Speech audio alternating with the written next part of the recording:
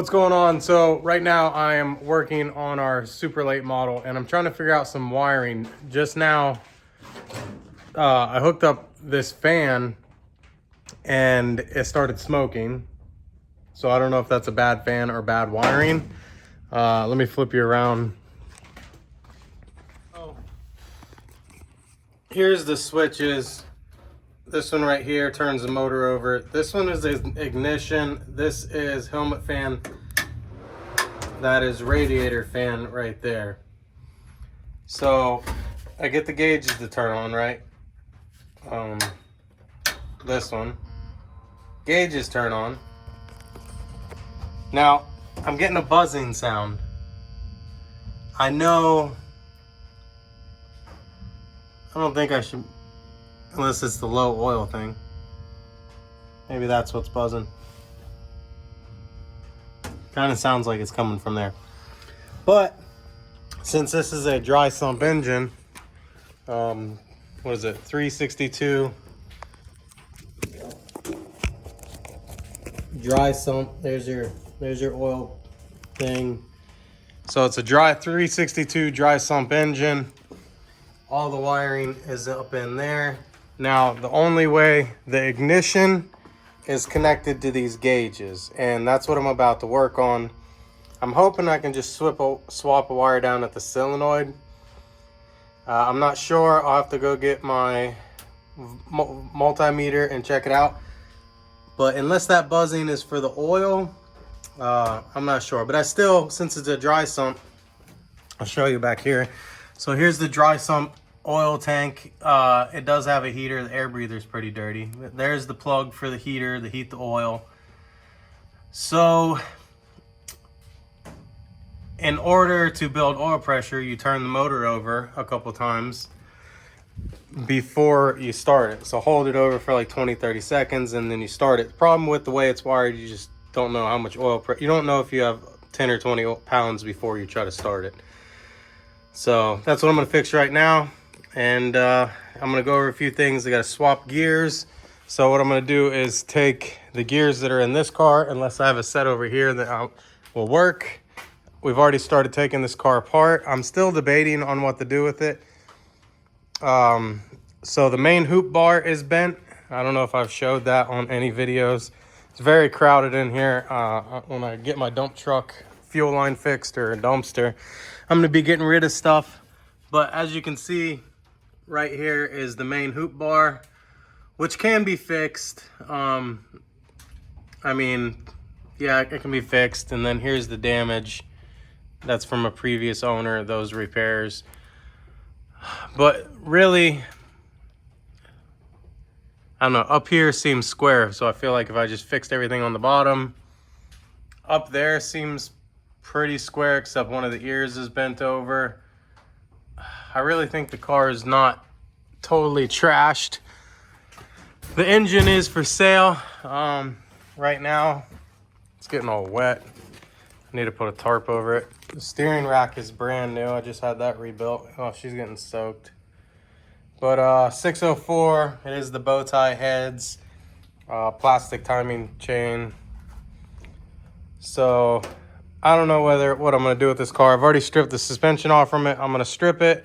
I may try to fix the chassis myself, or I may just junk the whole car. I was actually thinking about taking the center section and putting in one of these cars, not this one, but the one out there, and making like a little, not drag and drive. Then this thing smells terrible.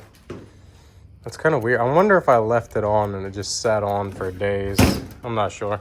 But all right, I'm going to figure out this wiring real quick. And, oh, I left it on again. Try to get that gauge switch on its own lead. That way I can turn it on and it's not connected to the ignition.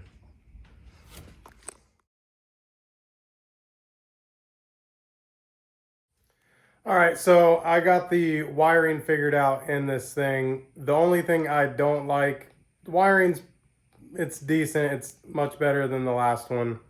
The ignition, the on off for the ignition, not the power itself. The ignition is connected to the gauges.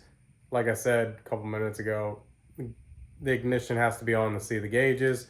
Can't have the ignition on while turning the motor over, so you don't know how much oil pressure you're building when you start the car. There's not much room for switches in here. I'm gonna look for a smaller switch panel. I don't want to rig anything right now, so I'm gonna leave it. So as soon as you start the car, you're just gonna have to look at the oil pressure and make sure you're there. Really the only way right now, unless I put a mechanical oil pump, oil gauge on it somewhere to look at it while we're cranking it and then say start. That's one way to do it. Or I could just run this wire to a different switch. I'll show you what's going on. So down here, the second one in, with all the wires going to it. So the gauges and the crane box is connected to that for the trigger wire. Down here, the alternator and the power, main power for the MSD box connects here. So this one is the alternator wire that connects down there, which technically goes back to the battery. I like going straight back to the battery. And that wire right there is what powers the MSD box, which in hand powers these switches. So I don't like that. I don't like it being together. I like everything being separate. In this car, as you see, there's a lot of wires. Everything has its own dedicated wire. I don't think it's much heavier, but this car does still run. If you flip it on. So I have a main power on, shows power, engine start, ignition, and then I have gauges, and then fan, and you see a little fan light comes on, and then master off. Master on, ignition, start, fans. So that's how that car was wired. Everything ran by itself. So I don't like that run, everything kind of runs off that. And the only thing, it's wired directly to the alternator instead of straight to the battery, which Intel goes to the battery back here.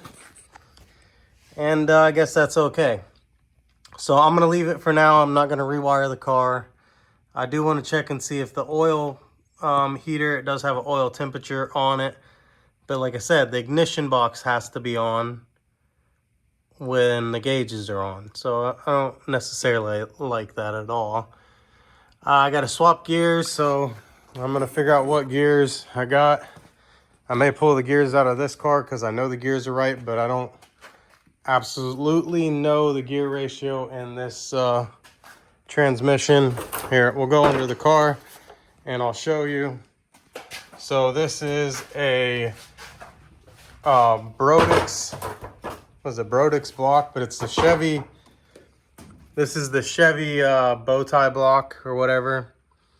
I think it's made by, no, it's made by Dart, but it has Chevy emblems on it. You can look it up. And then it has Brodix steel heads. Steel heads, we get a weight reduction because we have steel heads, higher center. I don't know how much of a difference it is, but this thing is rowdy. I'll put a clip in it eventually. And then Swift springs, just the typical. The oil cooler is built into the radiator. It looks like it might be an AFCO radiator. Yeah, AFCO radiator. Jones pulley system, cog drive for the dry sump. Some Schoenfield stainless headers. The headers look real nice. Now for a super late model, it's kind of crazy. This thing has a Y pipe.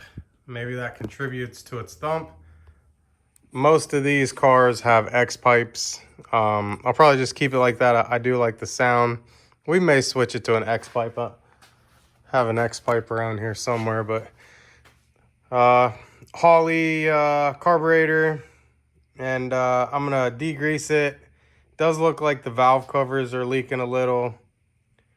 Check and see if the oil temperature thing works while we're here. And oh yeah, I was showing you Y5 setup. roll. So right now, those are American racers. We're gonna attempt to go to New Smyrna Speedway. So we gotta put some Hoosiers on. All right, going under. So pretty nice car and all. Lead, you know, it's got a muffler. The muffler is actually welded in, little exhaust bracket, super fancy. And then here's our transmission, tech speed transmission. Only thing, it's got some dampness right there, so a little bit of dampness. Just need to clean everything and then see where the oils are coming from. So you got some oil right there. This is all stuff I did not notice when we bought the car, but I mean, something's leaking. If you go under here, so it kind of looks like it's leaking where these shaft seals come out of the transmission. It's probably just blowing backwards. I know it's leaking there. And then I keep forgetting which way. Here's the dry sump oil pan, and then I got a little leak right there.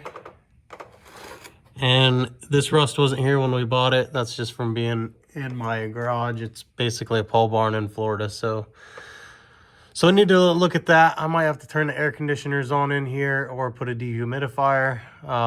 Right now my roof is leaking. It's been leaking for years, but now it's starting to get worse.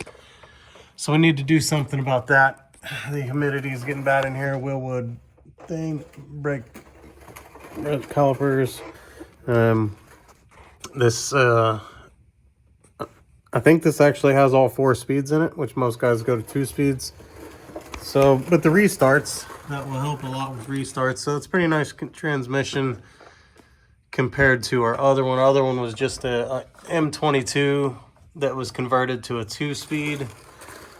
Everything's really nice on this car. This is considered a Sidewinder car. I take it has something to do with like that right there, like kicks out. It looks like it's bent, but it's supposed to be that way, I guess. They call it a Sidewinder. I don't know. I'm not sure. Hopefully that's the way it's supposed to be. So, all right, I'm gonna put the wiring back the way it was. I'm not gonna tear into the wiring, and then I'm gonna work on the gears. And then probably try the oil heater after that. I don't know how this is gonna work out, but I'm gonna try. Oh, no, it's looking like it'll work. Just as long as you push that jack right. I'm gonna try to get it with this engine hoist. Is that as high as the jack goes? I'm got it there so it doesn't roll. What's the big fire? It's like not speedy once it goes in. You doing the fighting? Yeah. Like jiu-jitsu and MMA and shit. Maybe Muay Thai, I don't know. It depends on what gym I go to. Not all gyms do Muay Thai. Most of them are just jiu-jitsu and MMA, like with gis and shit, and then no gi. And Brazilian jiu-jitsu. Most of them are MMA gyms. Jack that up.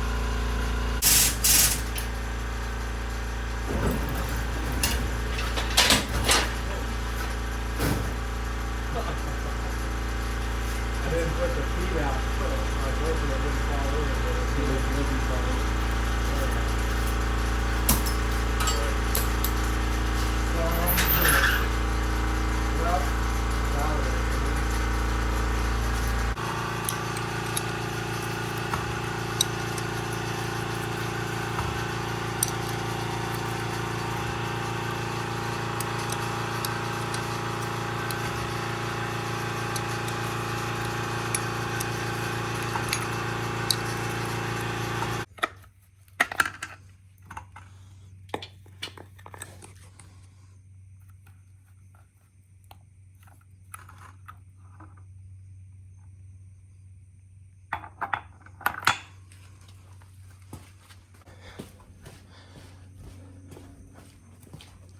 This thing will do the trick.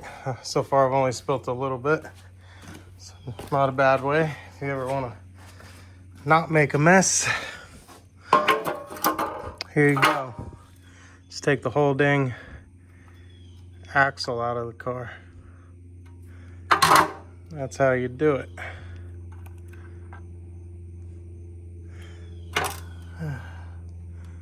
Everything in here look good. The fluid is brand new. It's a shame. The axle tubes are most likely bent because what, this one, that one's got to be bent. There's no way it's not bent.